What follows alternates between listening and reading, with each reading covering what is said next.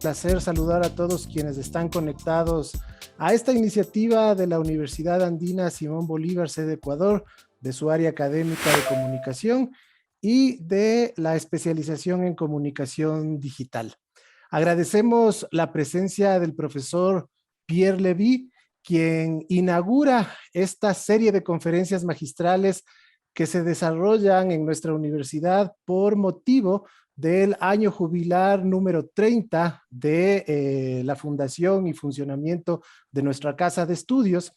Y para ello quiero darle la palabra a la doctora Eddy de la Guerra, quien es la directora general académica de nuestra institución, para dar la bienvenida y presentar esta charla y este inicio de ciclos de grandes pensadores que vamos a tener aquí en nuestra universidad. Eddy, por favor. Muy buenas noches, bienvenidos, bienvenidas. En nombre del doctor César Montaño Galarza, rector de nuestra casa de estudios, y en el mío propio, es para mí un honor pues dar la bienvenida a este evento. Nuestro rector, César Montaño Galarza, se encuentra actualmente en un evento presencial en la Alcaldía de Quito, lo cual le impide estar presente. Él me ha pedido que les haga llegar sus excusas por no estar presente. Le apena muchísimo, pero sus responsabilidades rectorales pues se lo impiden. La universidad se congratula en contar con un ponente de talla internacional para tratar un tema tan importante en el marco de estas conferencias magistrales como lo es la inteligencia colectiva en la era digital, especialmente en el marco de las actividades programadas en este año jubilar al encontrarnos cumpliendo 30 años de gestión en el Ecuador. Professor Pierre Levy, there is a great honor to have you here. Welcome to our university. I wish you the best. Thank you very much. Alors, je vais peut-être partager mon écran pour commencer ma conférence. Voilà. Alors, je voudrais, pour commencer, remercier Pablo Escandón et Eddy de la Guerra et le recteur César Montaño et l'université andine de m'avoir invité à prononcer cette conférence destinée, si j'ai bien compris, à commémorer les 30 ans de l'université andine. Et là, devrait venir une traduction en espagnol, mais je ne l'entends pas. Vous l'avez entendu, la traduction ? Ben parce que moi, je ne l'entends pas, donc je ne sais pas quand est-ce que je dois reprendre. Il faudrait que je puisse l'entendre. Donc, bon, je suis au pôle Nord, en quelque sorte, n'est-ce pas? Parce que le Canada, c'est presque le pôle Nord. Vous parlez espagnol, je parle français. La présentation sera en anglais, le PowerPoint sera en anglais. Mais nous sommes sur la même longueur d'onde.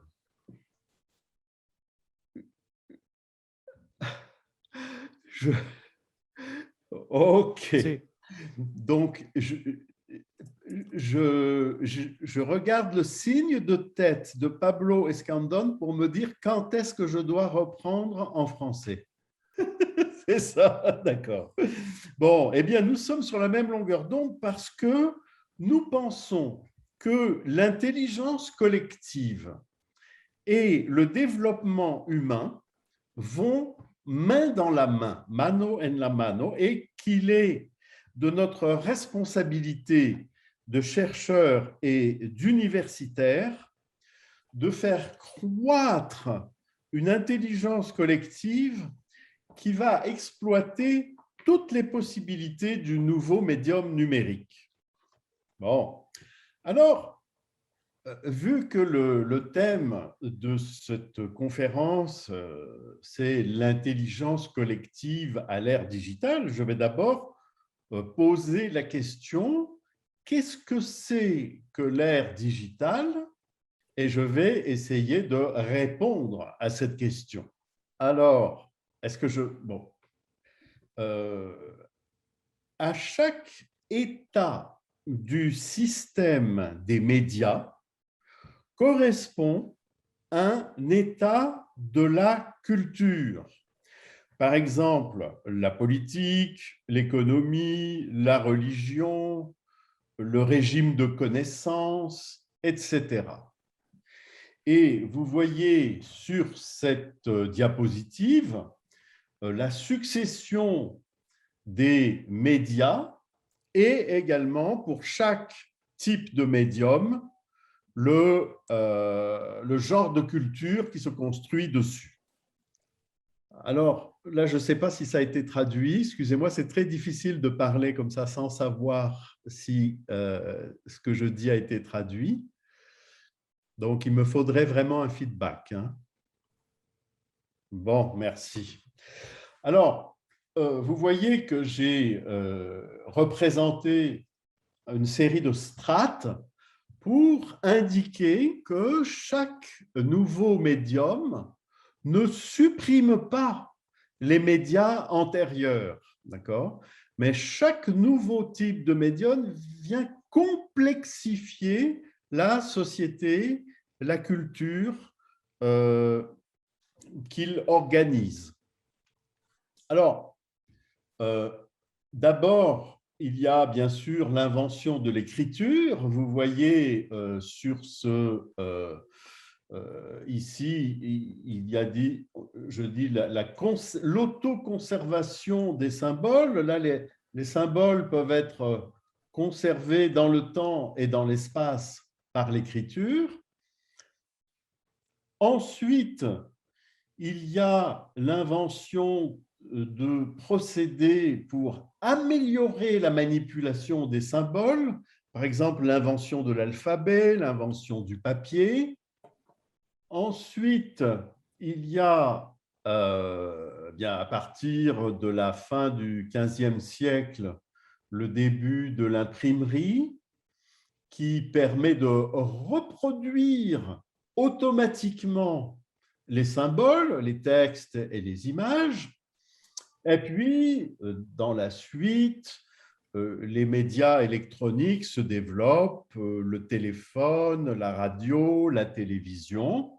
Et tout ça, ce sont des mécanismes de transmission des symboles. Donc, on a la reproduction et la transmission automatique, mécanique des symboles. Et vous voyez comment cela a contribué à transformer vraiment la civilisation. Il y a l'émergence de nouvelles formes politiques, les États-nations, de nouveaux types de religions, bon, la réforme à l'intérieur du christianisme, puis des idéologies non religieuses, disons de salut terrestre, la révolution industrielle et la grande révolution scientifique des sciences naturelles. Rien de tout cela n'aurait été possible sans l'imprimerie et ensuite les médias électroniques. Maintenant, il y a évidemment un nouveau médium qui est en train d'émerger depuis, disons, le milieu du XXe siècle, mais nous sommes juste au commencement de l'émergence du médium numérique. Et je dirais que ce médium est numérique ou digital à cause de son système de codage. Les textes, les images, les sons, tout ça est codé par des bits, des 0 et des 1. Ça, c'est le codage.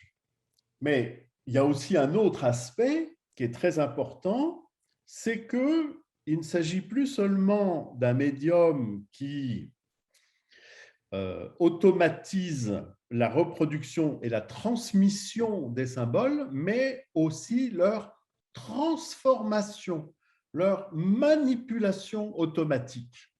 Et ça, ce sont les algorithmes, les programmes. Et alors, cette transformation automatique des symboles intervient dans une mémoire mondiale où tous les documents sont virtuellement interconnectés.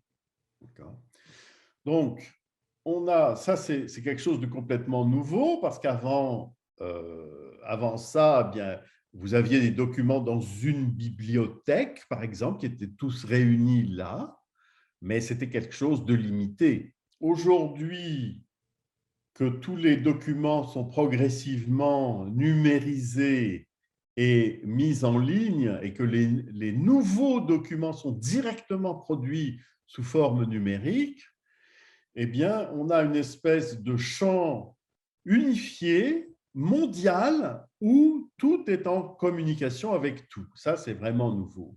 Alors, quels sont les grands traits de cette nouvelle culture algorithmique? Eh bien, je ne vais pas pouvoir développer ça très longtemps. Par exemple, je ne parlerai pas longtemps de l'économie de l'information, qui est un thème très connu, mais je vais peut-être me concentrer sur quelques changements politiques et quelques changements épistémologiques. Alors, sur le plan politique, on voit émerger une nouvelle forme politique que j'appelle l'État plateforme, platform state en anglais, et qui est une sorte d'alliance entre les gouvernements des États traditionnels, et en particulier des deux grandes puissances contemporaines, les États-Unis et la Chine. Donc, alliance des gouvernements des grandes puissances avec les grandes compagnies du web qui contrôlent les centres de données. Amazon, Facebook, Google, Microsoft, etc. Et puis en Chine, c'est Baidu, etc. Bon, donc ces grandes compagnies, Alibaba, etc. Voilà. Alors, on peut déjà observer que de nombreuses prérogatives du gouvernement ou du pouvoir politique traditionnel sont maintenant pris en charge par ces grandes compagnies du web. Et par exemple, ils prennent de plus en plus en charge l'état civil, l'identification des personnes, la cartographie et le cadastre, avec tout ce système de cartographie par satellite, etc. Également, l'éducation. Par exemple, Microsoft fait d'énormes investissements dans l'éducation. Les moyens de la recherche, par exemple, Google Scholar. De plus en plus, la monnaie et le contrôle du marché avec les crypto-monnaies. Contrôle du marché, vous n'avez qu'à regarder Amazon ou Alibaba. Et puis, la chose peut-être la plus frappante, c'est le contrôle de la sphère publique, de la discussion publique, avec les médias sociaux, bien sûr, et avec ces nouvelles formes de censure et de propagande qui se développent dans les médias sociaux. Alors ça, si vous voulez, c'est un peu le côté obscur de la force. Mais je pourrais évoquer aussi l'émergence des Digital Humanities. Et mon espoir, c'est un peu que il y ait une révolution scientifique dans les sciences humaines un peu comme il y a eu une révolution scientifique dans les sciences de la nature à partir du développement de l'imprimerie, n'est-ce pas? Et donc, peut-être avec le développement de l'Internet et de l'informatique, il y aura une révolution scientifique dans les sciences humaines. Alors, pourquoi cette révolution scientifique dans les sciences humaines? Eh bien, d'abord, à cause de l'énorme quantité de données qui sont produites en temps réel par toutes nos activités et qui sont désormais disponibles, plus la réunion de toutes les archives du passé dans cette mémoire numérique.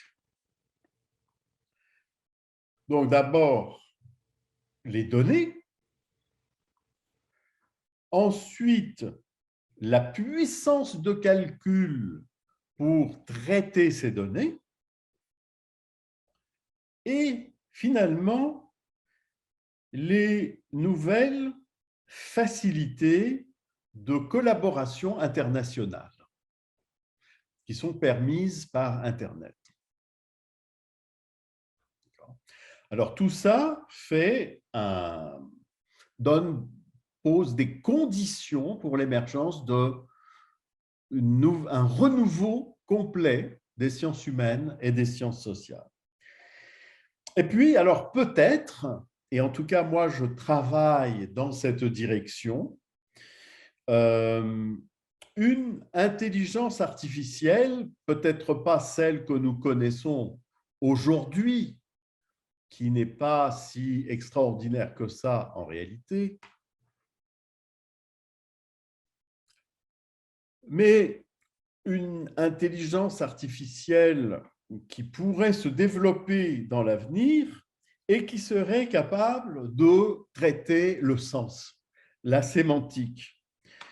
Alors ça, comme je vous le dis, ça n'existe pas encore, mais j'y travaille, notamment avec mon projet sur le langage, le métalangage de l'économie de l'information. Donc, si on ajoute la disponibilité des données, la puissance de calcul, les nouvelles facilités de collaboration et peut-être une intelligence artificielle capable de comprendre le sens, ce qui n'est pas encore le cas, mais c'est possible, eh bien, je prévois une révolution scientifique dans les sciences humaines. Et alors, vous voyez ici la culture algorithmique, hein, l'intelligence collective réflexive. Donc, mon idée, c'est que, bien sûr, l'intelligence humaine a toujours été une intelligence collective. Nous sommes une espèce sociale. Et notre intelligence collective est encore plus intense que celle des autres animaux sociaux, parce qu'en plus, nous avons le langage et la communication symbolique. Alors, ce que je crois possible, et d'autre part, il y a clairement une amélioration, disons, un perfectionnement de l'intelligence collective depuis l'émergence d'Internet. En particulier, le fait de pouvoir partager une mémoire énorme, de pouvoir dialoguer dans des médias sociaux et d'avoir des capacités de raisonnement automatique aussi puissantes. Mais ce qui m'intéresse le plus, c'est de rendre cette intelligence collective réflexive. C'est-à-dire de nous rendre capables de comprendre ce que nous faisons ensemble. N'est-ce pas? D'observer en temps réel comment se comporte notre attention notre mémoire, nos émotions, notre raisonnement, etc. Être capable de réflexion, mais pas seulement au niveau individuel, au niveau collectif. Bon, alors ça, bien sûr, c'est une sorte d'utopie. Ce n'est pas une prédiction. Je ne dis pas dans 10 ans, ça y est, l'intelligence collective humaine va devenir réflexive. Non, mais je dis c'est une direction dans laquelle nous devons essayer d'aller. Alors, maintenant, je crois que s'il y a une nouvelle forme d'intelligence collective qui doit émerger à l'ère numérique, elle sera basée sur une nouvelle forme de communication. Et c'est une forme de communication à grande échelle. Alors, commençons par analyser des formes de communication classiques. Ici, vous voyez sur cette diapositive, 1 à 1, 1 vers plusieurs et plusieurs vers plusieurs, la communication vraiment en réseau. Alors, on comprend bien, alors bon, je laisse le temps pour la traduction. Donc, on comprend bien que la communication 1 par 1 est celle que traditionnellement nous mettons en œuvre par le courrier, y compris le courrier électronique d'ailleurs, ou le téléphone. La communication 1 plusieurs, c'est celle des médias de masse classiques, l'imprimerie, les journaux, la radio, la télévision. Et on dit, ben voilà, aujourd'hui, c'est la communication de tous vers tous, en insistant sur le fait que tout le monde peut émettre et tout le monde peut recevoir, ce qui permet une forme de communication plus libre. Et en particulier, plus libre que la communication 1 vers tous. Mais je voudrais maintenant introduire une 4e forme de communication qui, à mon avis, est la plus importante si on essaye de comprendre ce qui se passe dans l'Internet. Et cette 4e forme de communication, c'est la communication stigmergique. Alors, la communication stigmergique a été d'abord décrite par les éthologues, c'est-à-dire les gens qui travaillent sur le comportement animal. Et en particulier, pour la communication stigmergique, le comportement des insectes sociaux, qui sont les animaux les plus sociaux, comme les fourmis et les abeilles, par exemple.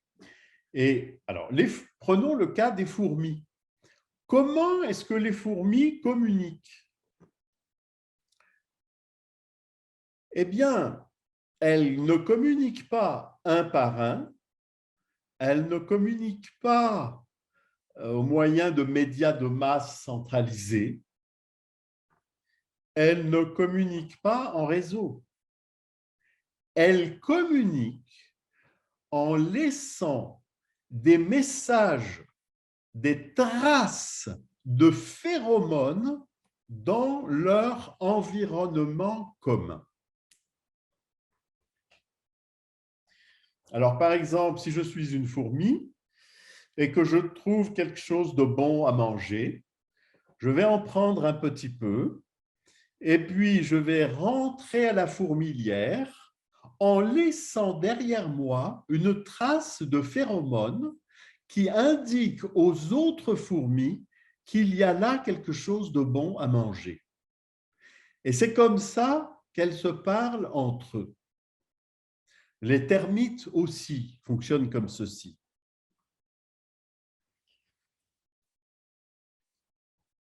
Donc, on a l'exemple dans le monde animal d'une communauté qui se coordonne par les traces que laissent les individus dans un environnement commun.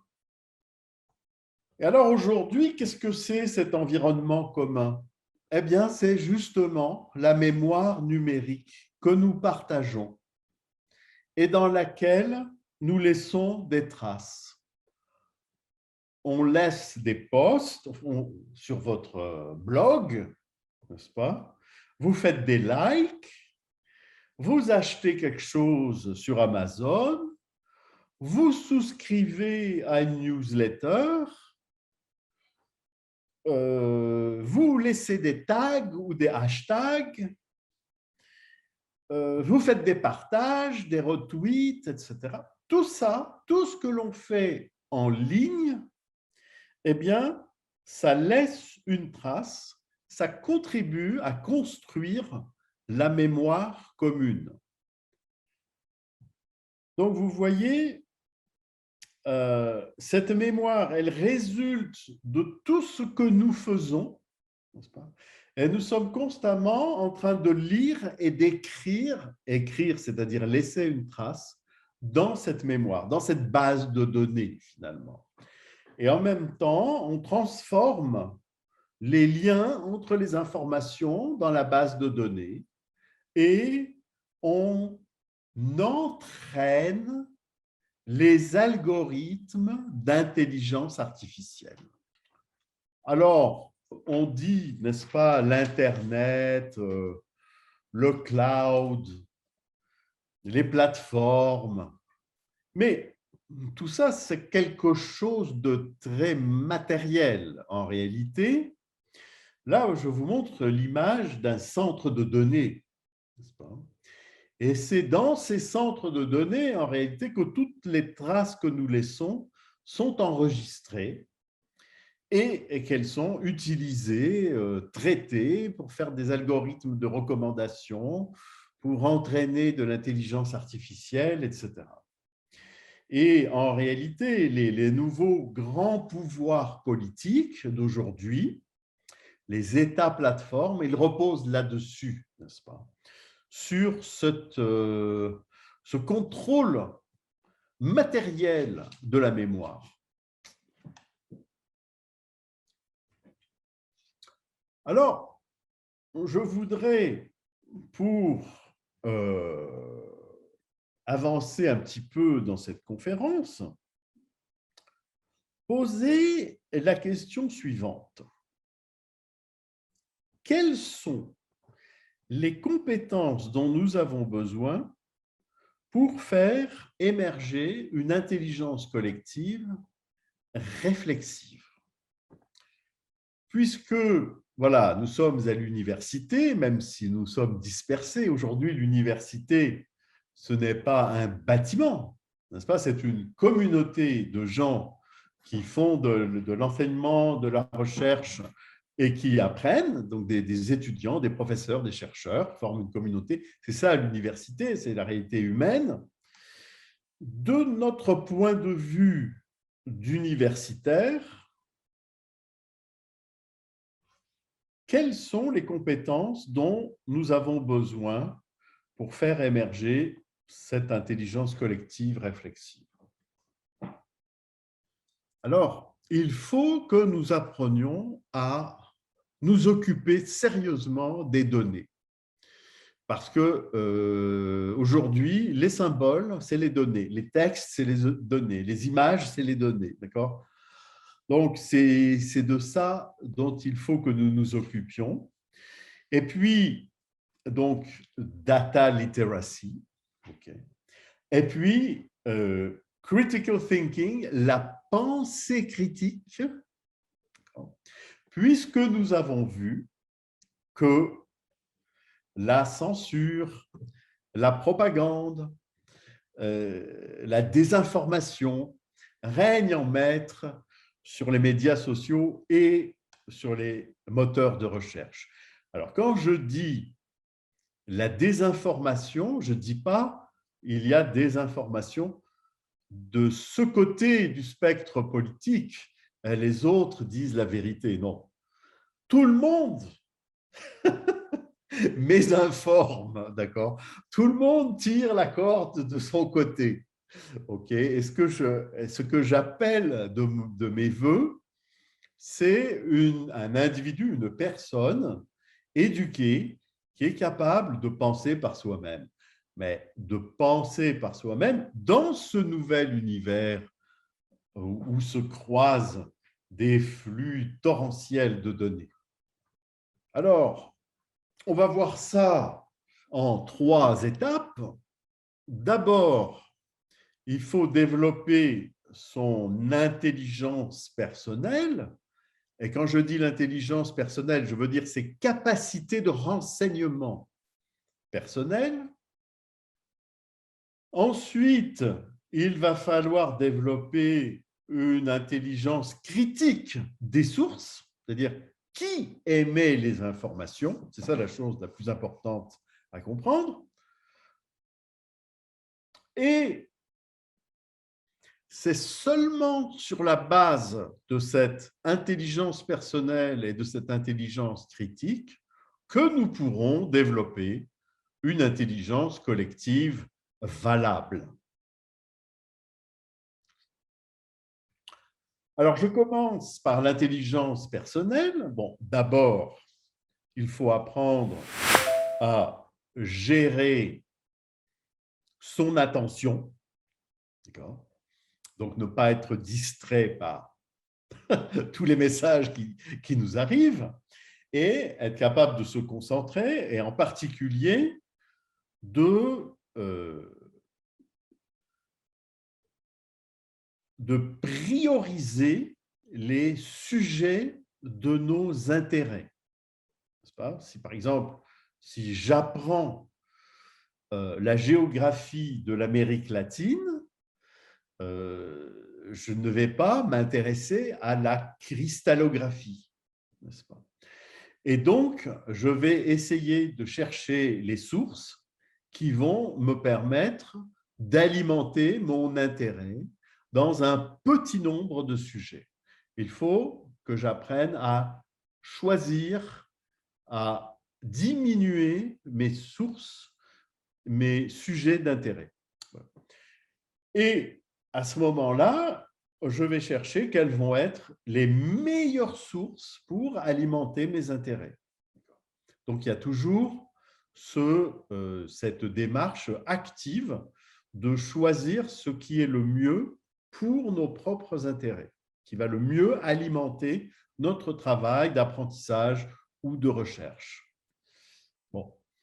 Une fois que j'ai appris à bien prioriser mes sujets et à sélectionner mes sources, eh bien, il faut que j'apprenne à interpréter l'information qui vient de ces sources.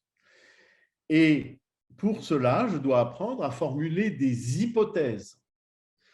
Je dois avoir une théorie, non pas une théorie dogmatique qui va me permettre d'interpréter l'information toujours de la même manière, mais des hypothèses qui vont pouvoir être remises en question ou validées plus ou moins par l'information que je reçois. Et je dois être capable d'analyser les données, entre autres par des moyens statistiques, qu'on appelle les algorithmes de big data ou d'intelligence artificielle, etc. Vous savez, l'intelligence artificielle, c'est juste des algorithmes de statistiques un petit peu perfectionnés. Ce n'est pas vraiment de l'intelligence artificielle. La vraie intelligence, c'est la nôtre. Donc, je dois être capable de gérer mon attention, de maîtriser des méthodes d'interprétation et de gérer ma mémoire. Pas seulement ma mémoire biologique, celle que j'ai dans le cerveau, mais aussi la mémoire dans le cloud, la mémoire dans des bases de données. Donc, ce travail de sélection des sources, d'analyse, etc., tout ça doit être enregistré et bien catégorisé. Parce que si on a beaucoup de données, qu'elles ne sont pas bien organisées, pas bien catégorisées, hein, c'est comme une bibliothèque dans laquelle vous n'avez pas de fiches pour retrouver les choses par auteur, par date, par sujet, etc. Ça, il faut plus déléguer ces choses-là à des institutions, il faut se les approprier, ça doit devenir personnel. Bon. Alors, deuxième aspect, eh bien, ce qui est vraiment la dimension critique proprement dite. Quand je dis critique, ce n'est pas pour dire il faut tout critiquer ou je suis contre. Non, c'est critique au sens philosophique, c'est-à-dire que c'est une démarche systématique, n'est-ce pas, la pensée critique. Alors, en quoi consiste cette démarche systématique? Bon, d'abord,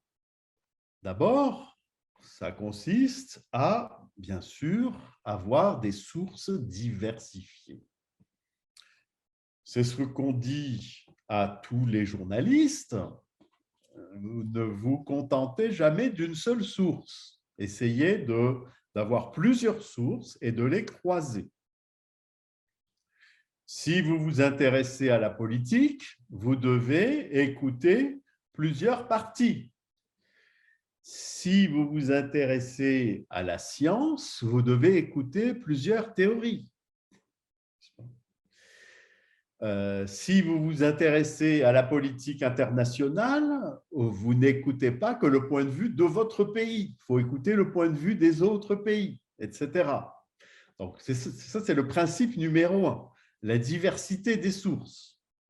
Et puis ensuite, on croise ces sources et on les examine l'une par l'autre.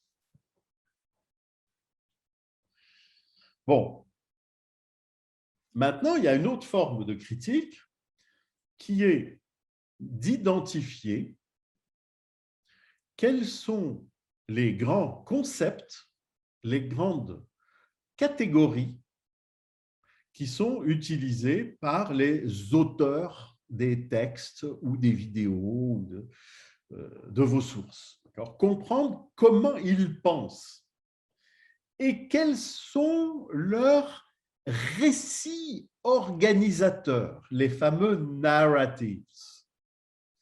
C'est-à-dire, dans les histoires qu'ils racontent, qui sont les acteurs, qui sont les bons, qui sont les méchants, quels sont les obstacles, qu'est-ce qui permet de résoudre les problèmes, etc. Parce que, bien sûr, pour d'autres sources, ça pourrait être des récits différents, avec des acteurs différents, pour, par exemple, le même événement. Et enfin, ce que j'appelle la critique pragmatique, c'est-à-dire être capable d'évaluer la transparence des sources. Ça, c'est ce qu'on fait bien dans la communauté scientifique, quand on va regarder la bibliographie ou les notes de bas de page. Est-ce que celui qui parle m'indique quelles sont ses références? Mais ça, ce n'est pas seulement dans la littérature scientifique, c'est dans toutes les formes d'information. Essayez de voir d'où vient l'inspiration, d'où vient l'information, d'où vient le financement. Ça encore, c'est quelque chose de très important. Et tout ça doit nous permettre d'identifier l'agenda des sources, c'est-à-dire finalement l'aspect pratique. Pourquoi ils disent cela? Quelle est leur finalité pratique? Et enfin, une fois qu'on a été capable d'intelligence personnelle et d'intelligence critique, alors, oui, on peut se livrer à un exercice d'intelligence collective. Bon. Je vous dis tout ça pour bien souligner que l'intelligence collective n'est pas une solution magique, d'accord? Et que si vous voulez faire de l'intelligence collective, il faut en être capable déjà individuellement. Donc, bon, comprendre qu'on pratique une communication stigmergique, dans une mémoire globale, avoir une compréhension de cette mémoire globale et aussi dans une mémoire locale, par exemple dans un groupe de discussion. C'est très important de connaître le passé de ce groupe de discussion pour ne pas poser des questions auxquelles on a déjà répondu. Par exemple, dans la mémoire globale, vous n'allez pas créer un site web sur un sujet qui est déjà très bien traité par un autre site web. Donc, on vise à optimiser la communication stigmergique, ne pas faire perdre de temps aux autres et laisser des traces qui vont informer au maximum les autres. Pourquoi je parle de liberté? Eh bien parce qu'aujourd'hui, tout le monde peut écrire sur l'Internet, n'est-ce pas? Vous pouvez écrire sur vous pouvez avoir un blog, vous pouvez écrire sur les médias sociaux. Bon, sauf bien sûr si vous êtes censuré, mais il y a quand même encore beaucoup de possibilités d'expression. Il y a des possibilités de critique. Vous pouvez faire des commentaires critiques sur beaucoup de choses. Vous pouvez mettre des tags, donc catégoriser la grande mémoire mondiale. Voilà, vous avez donc aussi le pouvoir d'un bibliothécaire, d'un critique, d'un éditeur, d'un auteur, d'un lecteur. Eh bien, toutes ces nouvelles possibilités, il faut les utiliser. Donc, utilisez le pouvoir que vous avez et prenez vos responsabilités. D'accord? Parce que, malgré tout, s'il y a cette grande mémoire mondiale qui est fabriquée par tout le monde, eh bien, nous en sommes co-responsables. Voilà. Et alors, tout ça nous amène à ce qui est, selon moi, la dimension dynamique, pratique de l'intelligence collective la plus importante et qui est l'apprentissage collaboratif.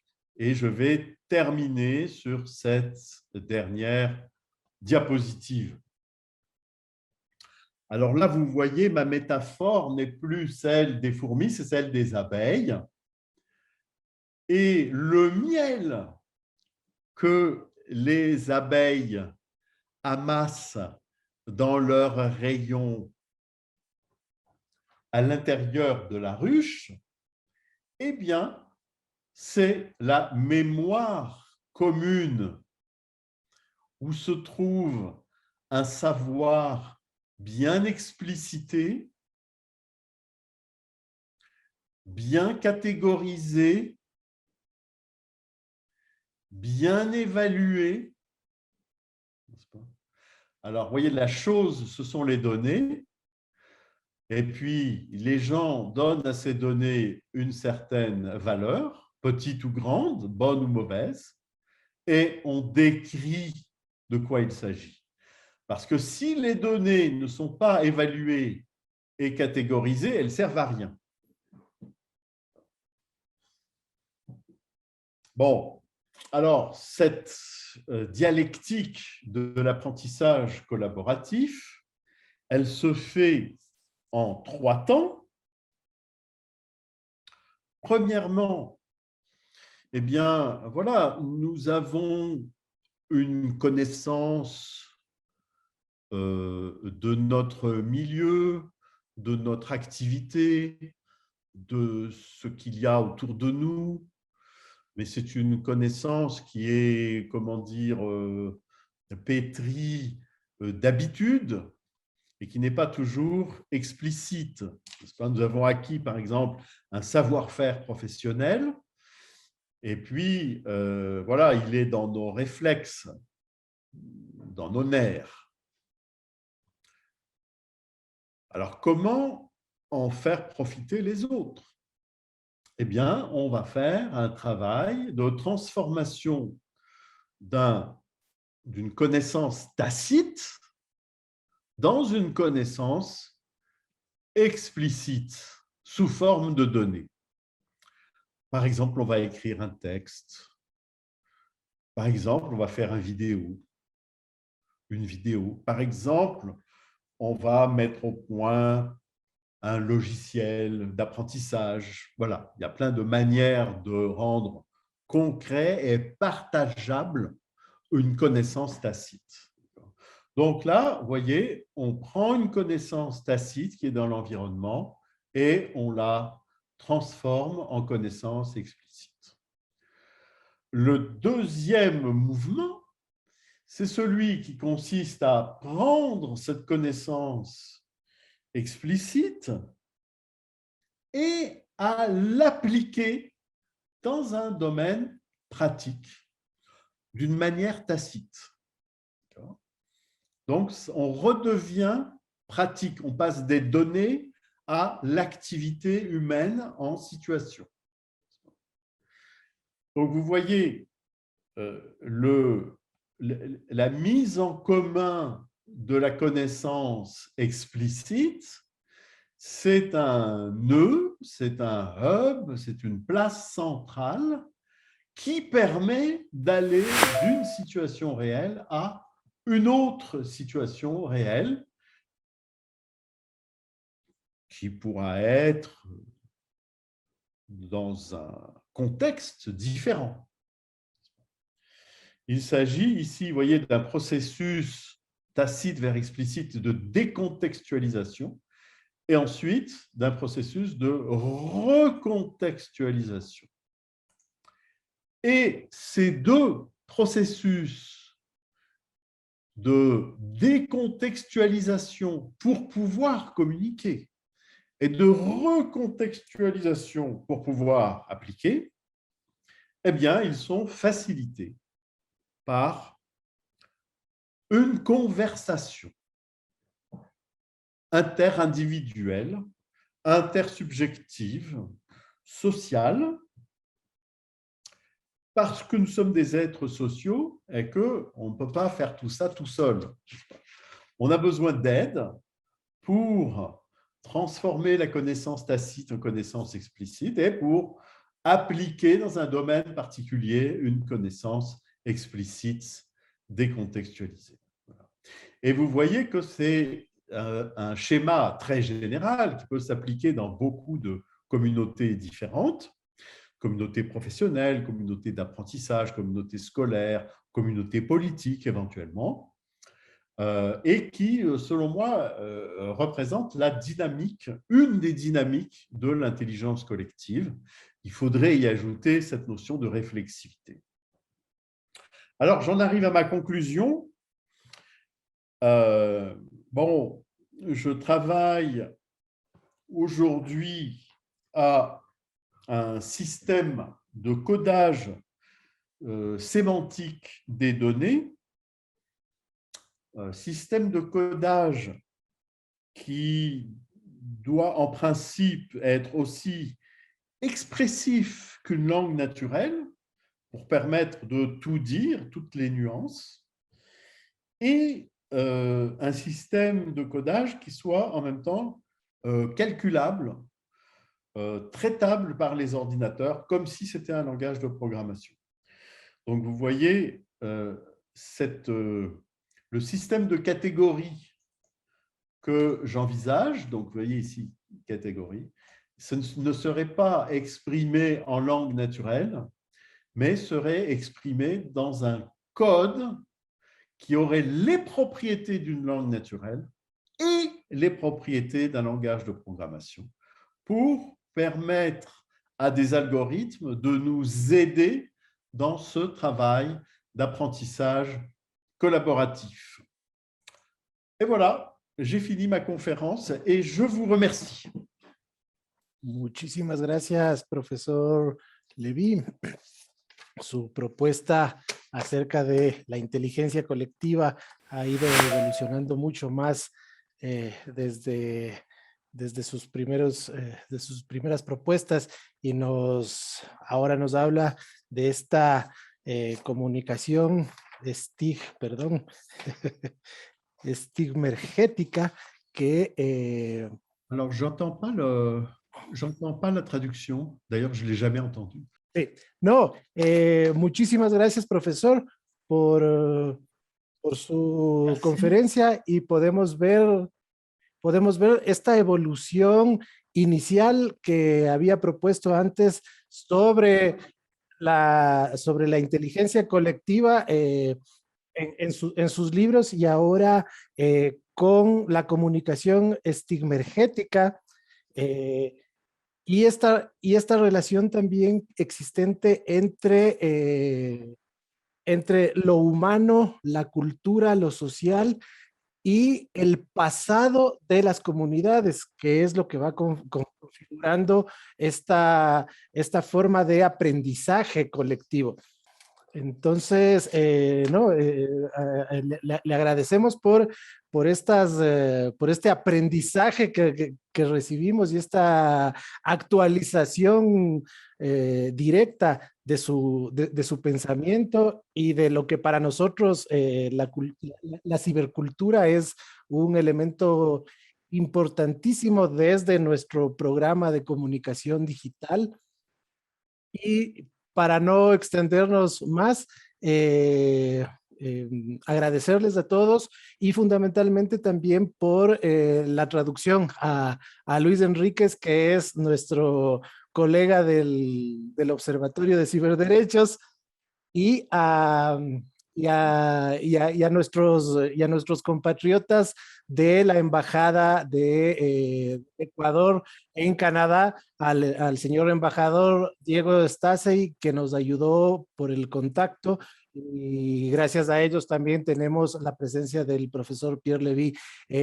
Nada más que agradecerles siempre a usted y poder tenerlo presencialmente aquí en el Ecuador en un futuro próximo. D'accord. Donc, merci beaucoup, Pablo. Ça m'a fait très plaisir d'être avec vous ce soir et j'espère que nous pourrons continuer ces contacts.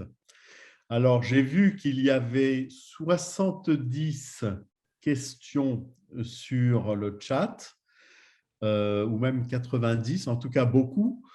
Donc, si des gens ont des questions à me poser, qu'ils m'écrivent sur Twitter. Perfecto, sí, muchísimas gracias. Si quieren mantener contacto con el profesor directamente por Twitter para que solucionen esos requerimientos intelectuales y de conocimiento. Sin más, agradecerles a todos ustedes por su presencia, por su acompañamiento y a Eddie, a Luis y a todos los que configuran y componen nuestra comunidad universitaria y siempre agradecidos con usted, profesor Levy, y por muchas ganas de seguir aprendiendo y conversando con usted. Una muy buena noche. Muchísimas gracias.